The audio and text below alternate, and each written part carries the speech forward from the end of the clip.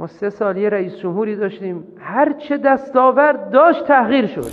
شهید عزیز کار میکرد مسخرش میکردن، صحبت میکرد مسخرش میکردن، جهاد میکرد مسخرش میکردن. توی این کشور خاموشی ها رو به صفر میرسوند، مسخرش میکردن، میگفتن برق به چه درد ما میخوره. توی برخی از امور مثل برنج ارزون شد و مسخره کردن.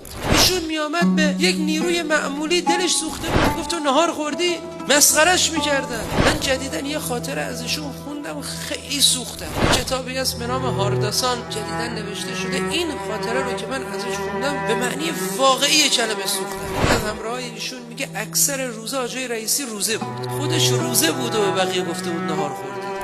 خودش روزه بود و افطاری نمیخورد. خودش به فکر آسایش مردم بود، خودش آسایش نداشت و اینجوری مسخره شد.